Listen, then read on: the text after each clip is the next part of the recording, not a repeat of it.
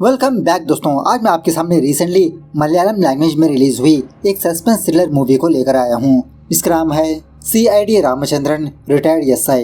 तो चलिए फटाफट से मूवी की कहानी को स्टार्ट कर लेते हैं। उससे पहले उठा दो प्यार फॉलो इंस्टाग्राम। कहानी की शुरुआत में ही रामचंद्रन नाम के एक SI को दिखाया जाता है और एक्चुअली आज रामचंद्रन रिटायर्ड होने वाला होता है।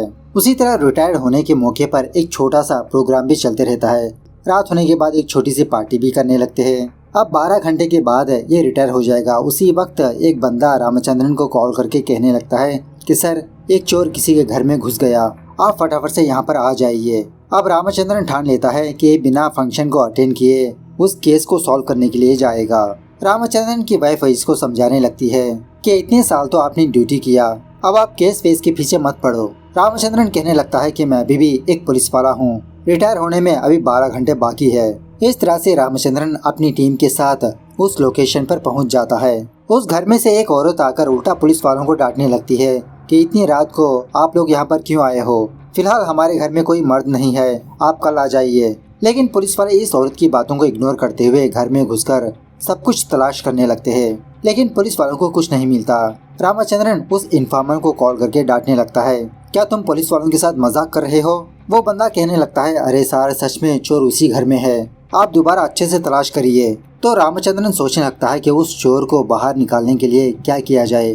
तब इसके दिमाग में जबरदस्त आइडिया आता है। उस घर के किचन में जाकर मिर्ची के पाउडर में आग लगाकर सारे घर में धुआं फैला देता है। बाद में घर के लोग और ये पुलिस वाले घर के बाहर आ जाते हैं। थोड़ी देर के बाद उस मिर्ची के धुएं की वजह से घर में का चोर चीखने लगता है। रामचंद्रन फटाफट से घर के अंदर जाने पर वो चोर नाइटी में छुपा बैठा होता है। तो पुलिस वाले इस बंदे को मार पीट कर अपने साथ पुलिस स्टेशन ले जाते हैं और उसी तरह रामचंद्रन के हायर ऑफिसर्स इस काम के लिए इसको बहुत अप्रिशिएट भी करने लगते हैं कि रिटायर होने से पहले भी तुमने अपनी ड्यूटी निभाई। खैर दूसरे दिन रामचंद्रन अपने पुलिस स्टेशन के चाय की दुकान के पास आकर चाय पीने लगता है। उस दुकान वाले से बस ऐसे ही बात करने लगता है। बाद में अपने पुलिस स्टेशन के अंदर आने लगता है। बाकी पुलिस वाले रामचंद्रन से पूछने लगते हैं, अरे सर आप तो रिटायर हो गए हो, क्यों दोबारा पुलिस स्टेशन पर आए? रामचंद्रन कहने लगता है, अरे यार इस पुलिस स्टेशन को और आप लोगों को कैसे भूल पाऊंगा इतना जल्दी, बस ऐसे ही देखने के लिए आ गया। कल रात का चोर भी इसे यही सवाल पूछने लगता है। और थोड़ा आगे जाने के बाद रामचंद्रन ये देखता है कि इसका नेम प्लेट निकालकर दूसरे पुलिस ऑफिसर का नेम प्लेट लगा रहे हैं और इसी तरह इसका नेम प्लेट डस्टबिन में पड़ा होता है। ये देखकर रामचंद्रन बहुत दुखी होने लगता है। अपना नेम प्लेट लेकर ये वापस अपने घर पर आता है। अब डिपार्टमेंट ने रामचंद्रन को क्वार्टर्स दिया होता है ना, तो रामचंद्रन की फैमिली उस क्वार्टर्स को छोड़कर अपने गांव लौट चले जाते हैं, जो शहर से बहुत ही दूर होता है। रामचंद्रन की एक बेटी भी होती है। उसके बाद रामचंद्रन का साला घर पर आकर रामचंद्रन से मुलाकात करके बस ऐसे ही गाँव के बारे में कुछ बातें बताते रहता है और इसी तरह अपने गाँव की एक प्रॉब्लम भी बताने लगता है कि इनके गाँव में एक मंदिर है, उस मंदिर में एक हुंडी है। हर साल उस हुंडी में अच्छे खासे पैसे होते हैं, लेकिन इस साल बहुत ही कम पैसे निकले। मंदिर की कमेटी वालों का मानना है कि हुंडी की चोरी हुई है। आप तो बहुत बड़े पुलिस वाले हो ना, क्या आप इस चीज के बारे में फाइंड आउट कर सकते हो? इस तरह से उस हुंडी को भी दिखाने लगता है। रामचंद्रन कहने लगता है कि मैंने देखा है कि उस हुंडी की चाबी जिसके पास है वो राइट हैंडेड है, लेकिन जब उस हुंडी का ताला ओपन किया गया था तो वो लेफ्ट साइड में लगा था, जिसका मतलब चोर लेफ्ट हैंडेड है। मतलब ताला ओपन करके पैसे निकाल कर दोबारा ताला डाल दिया। फाइंड आउट करो आपकी कमेटी मेंबर में और उनके फैमिली में ऐसा कौन बंदा है जो लेफ्ट हैंडेड है, वही चोर है। और इसी तरह कुछ बैंक्स में जाकर ये भी पूछताछ करो कि रिसेंटली किसी बंदे ने छुट्टा देकर नोट्स लिया है या नहीं। खैर उसी रात जब रामचंद्रन सो रहा होता है तो किसी के साइड से इसको कॉल आता है। बस कोई नॉर्मल बंदा होता है। रामचंद्रन फटाफट से अपनी नींद से जागकर अपना यूनिफॉर्म पहनने लगता है। तब इसकी बीवी इसको याद दिलाने लगती है कि आप भूल गए, आप तो रिटायर हो चुके हो और इतनी रात को कहाँ पर जा रहे हो। तब जाके रामचंद्रन को याद आता है और इसी तरह बहुत सारे केसेस सॉल्व करते करते इसकी जिंदगी गुजर चुकी होती है। रेस्ट की लाइफ इसको पसंद ही नहीं आती। एक दिन रामचंद्रन अपने लॉयर वाले फ्रेंड लालजी से मुलाकात करता है। कहने लगता है कि अरे यार मैं घर बैठे बैठे पागल हो जाऊंगा, मेरे पास ये केस भी नहीं सॉल्व करने के लिए, बहुत ही फ्रस्ट्रेट होते जा रहा हूँ मैं। लालजी एक लेडी के बारे में बताते हुए कहने लगता है कि वो लेडी एक डिटेक्टिव है। पुलिस वाले जिन केसों को सॉल्व नहीं कर पाती वो लेडी सॉल्व करती है और इवन पुलिस वाले भी उस लेडी की मदद लेते हैं। सो तुम भी ऐसे ही एक डिटेक्टिव ऑफिस रखकर केसेस को सॉल्व करो। सो आइडिया अच्छा है समझकर रामचंद्रन इस काम में लगा रहता है। इसी दरमियान में वो मंदिर के कमेटी वाले रामचंद्रन के पास आकर इसको सम्मानित करने लगते हैं, क्योंकि रामचंद्रन के आइडिया को फॉलो करने पर वो चोर पकड़ा गया, इसलिए उसको थैंक यू बोलने लगते हैं। खैर कुछ दिनों के बाद रामचंद्रन अपने डिटेक्टिव की ऑफिस ओपन कर ही लेता है, लेकिन रामचंद्रन के पास एक भी केस नहीं आता। सो एक दिन दोबारा लालजी से मुलाकात करते हुए दारू पीते हुए इसी के बारे में डिस्कस करने लगता है कि अरे यार मैंने तो ऑफिस ओपन कर लिया, लेकिन मेरे पास एक भी केस नहीं आ रहा।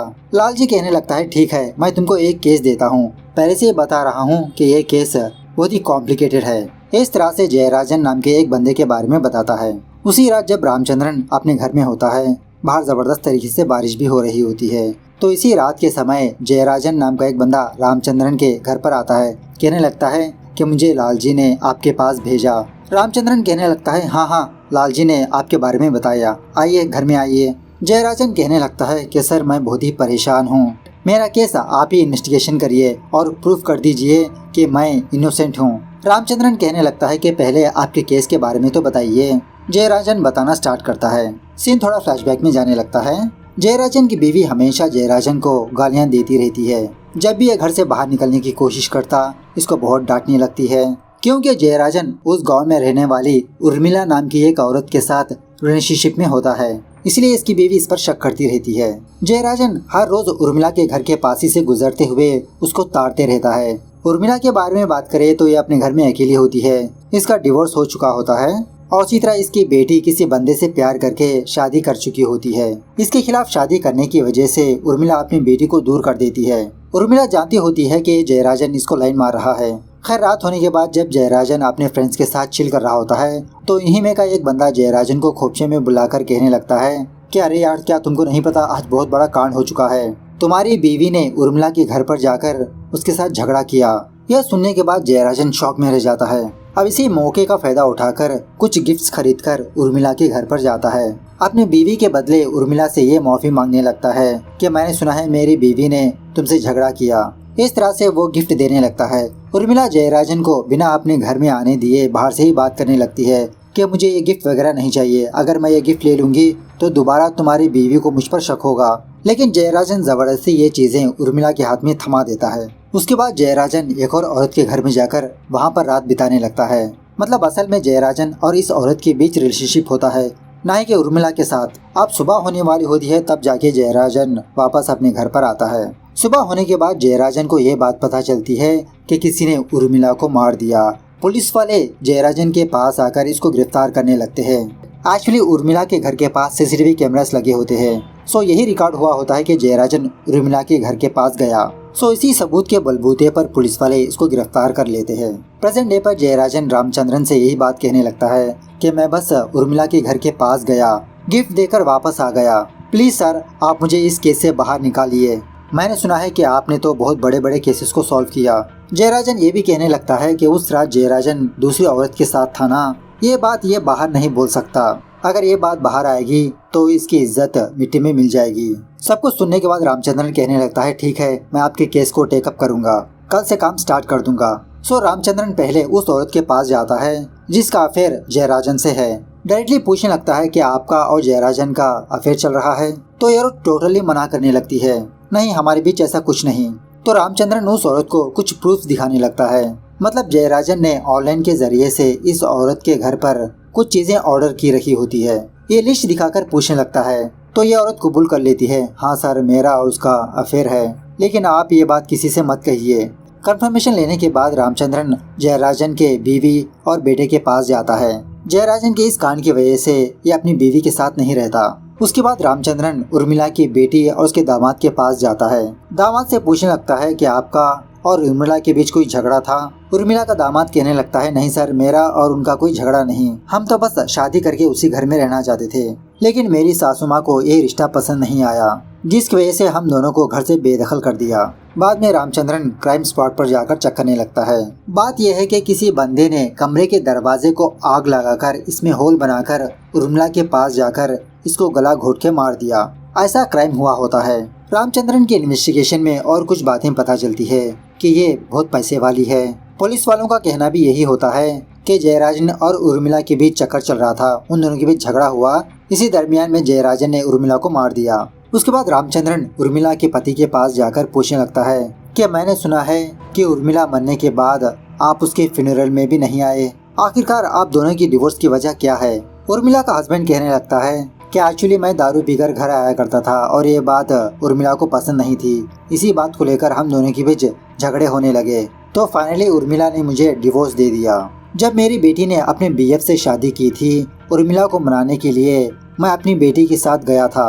रिक्वेस्ट करने लगा था कि बेटी और दामाद को एक्सेप्ट कर लो, लेकिन वो नहीं मानी। और इसी तरह मैंने उर्मिला के पास कुछ पैसे ले रखे थे, वो पैसे दोबारा मुझसे ना मांग ले, इसीलिए मैं उर्मिला से नहीं मिलता था। खैर, अब तक जो इसने इन्वेस्टिगेशन की वो सारी बातें अपने फ्रेंड लालजी को आकर सुनाने लगता है।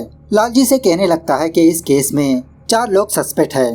पहला उर्मिला के पति, नेक्स्ट जयराजन, या तो फिर उसकी ही बेटी और दामाद। उर्मिला मरेगी तो इन चारों को फायदा हो सकता है, लेकिन इन चारों में से किसी ने भी उर्मिला को नहीं मारा। मेरा शक ये कहता है कि इस केस में एक और बंदा शामिल है। वही बंदा उर्मिला के घर में घुसकर उसको मार दिया, और इसी तरह जो भी बंदा आया होगा रात में ही आया होगा, और हो सकता है वो दूसरे गांव वाला हो। सो इस एंगल से सोचते हुए रामचंद्रन उस गांव को आने वाली आखिरी बस के कंडक्टर से उर्मिला के बारे में पूछने लगता है कि जिस दिन उर्मिला मरी, क्या उस दिन कुछ अजीब सी घटना पेश आई थी? तो यह बंदा बहुत सोचने के बाद कुछ बातें बताने लगता है कि सर, उस रात किसी जगह से एक बंदा बस में चढ़ा, चेहरे पर मास्क पहना था। थोड़ी दूर बस जाने के बाद शीशा टूटने की आवाज आई थी। सारे लोग शॉक में रहकर पीछे देखा तो बस का कांच नहीं था, लेकिन वो मास्क वाला बंदा शॉक में नहीं था, खामोश बैठा था अपना सर झुकाए हुए।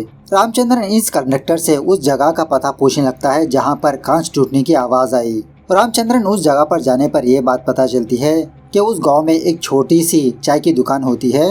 बक्से का शीशा टूट चुका था। दुकान वाला बंदा कहने लगता है कि सर, उस रात किसी ने मेरे बक्से का शीशा तोड़ दिया और वहाँ पर मुझे कुछ चाबियाँ मिली, मतलब चाबियाँ फेंकने की वजह से ये शीशा टूट गया। उसके बाद रामचंद्रन इस चाबियों को लेकर उर्मिला के बेटे के पास जाकर पूछने लगता है कि इस चाबियों को आप जानते हो? तो शॉकिंगली बीरवे की चाबियाँ होती है ये, मतलब उर्मिला के घर में जो बीरवा होता है ना, उसकी चाबियां ना मिलने की वजह से इसको लॉकर ही बदल देती है। सो इसी बात से रामचंद्रन को ये बात कंफर्म हो जाती है कि इस केस में दूसरा बंदा है। उस रात दूसरा बंदा उर्मिला के घर पर आया था। उर्मिला के घर के पास उसके सराउंडिंग्स में अच्छी तरह से इंस्पेक्शन करने लगता है। इसी दरमियान में जब रामचंद्रन एक बागीचे से गुजर रहा होता है तो दूर से एक बंदा रामचंद्रन को वार्न करने लगता है कि सर, आगे मत जाइए, वहाँ पर एक बहुत बड़ा कुआं है। तो आगे जाकर देखने पर सच में वहाँ पर एक बहुत बड़ा गड्ढा होता है, और वो भी बहुत ही डीप। वो बंदा रामचंद्रन के पास आकर ऐसे ही बात करते हुए ये भी कहने लगता है, रिसेंटली राजू नाम का एक बंदा इस गड्ढे में गिरकर मर गया।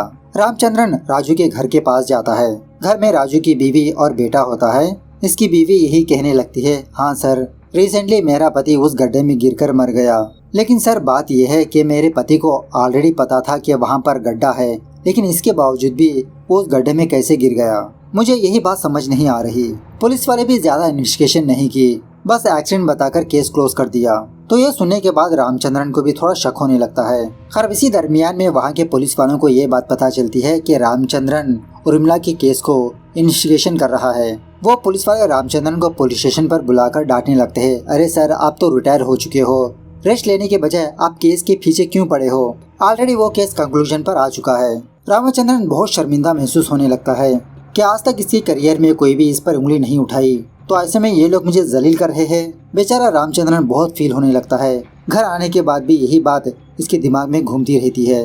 रामचंद्रन को मायूस हुआ देख इसकी बीवी इसको मोटिवेट करने लगती है कि आपके करियर में किसी ने भी आपको जलील नहीं किया, तो ऐसे में इस केस की वजह से आप जलील होने लगे। आप इस केस को मत छोड़िए, इस केस का सच जानकर लोगों को दिखा दीजिए कि आप ही सही हो, ऐसे लोगों को तमाचा मारो। तो रामचंद्रन जोश में आकर दोबारा इस केस की इन्वेस्टिगेशन करने लगता है। फाइनली कुछ जबरदस्त सबूत इकट्ठा करके पुलिस वालों को गैदर करके कुछ इन्फॉर्मेशन बताने लगता है।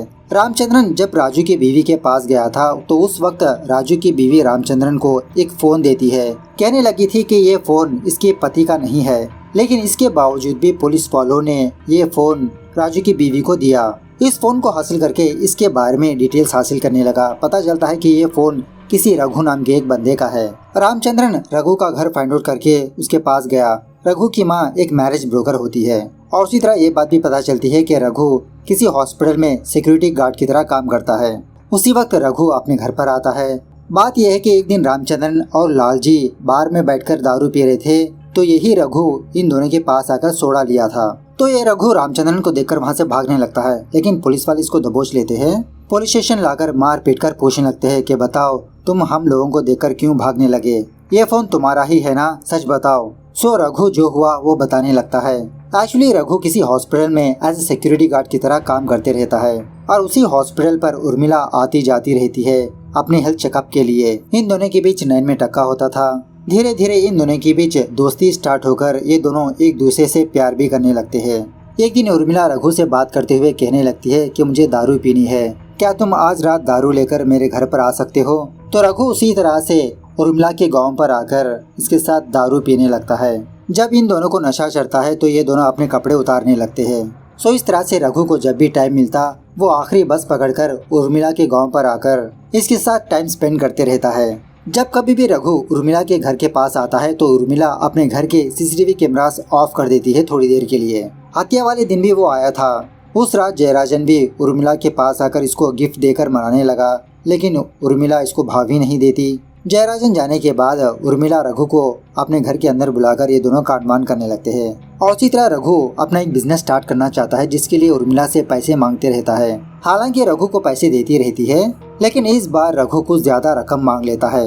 उर्मिला ना का जवाब देने की वजह से रघु उर्मिला का गला घोटकर मार देता है और बीरवे की चाबियां हासिल करके सारे पैसे चुरा लेता है। बाद में इस सारे घर को अच्छी तरह से साफ करने लगता है, मतलब अपने सबूतों को मिटाने लगता है। और इसी तरह चोरी का सीन क्रिएट करने के लिए कमरे के दरवाजे को आग लगाकर होल बना देता है। तो इस तरह से रघु जो हुआ वो बताते हुए कहने लगता है कि सर मैं जो कुछ भी किया वो नशे की हालत में किया।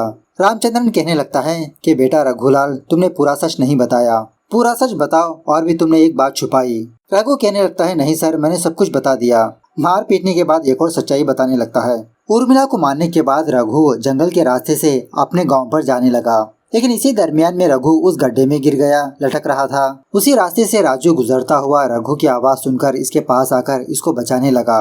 बाहर निकालकर पूछने लगता है अरे भाई तुम यहाँ पर कैसे गिर गए, और वैसे तुम तो हमारे गाँव के नहीं लगते, कौन हो तुम, किसके घर पर आए हो। इसके सवाल सुनने के बाद रघु राजू को उसी गड्ढे में गिराकर मार देता है और हड़बड़ाई में इसका फोन उसी गड्ढे में गिर जाता है। उसके बाद रामचंद्रन सारी सबूतों के साथ रघु को कोर्ट में पेश करता है और उसी तरह कोर्ट में रघु भी अपने जुर्म कबूल कर लेता है। इस केस को सॉल्व करने की वजह से कोर्ट भी रामचंद्रन को बहुत अप्रिशिएट करने लगती है कि आप रिटायर होने के बावजूद भी अपना फर्ज निभाते रहे, बेगुनाह को बचाकर गुनहगार को सजा दिलवाई। इस तरह से ये मूवी यहाँ पर दी एंड होती है। तो मूवी कैसे लगी कमेंट करके बताना जरूर। मिलते हैं अगली वीडियो में, तब तक take care, bye bye, see you soon.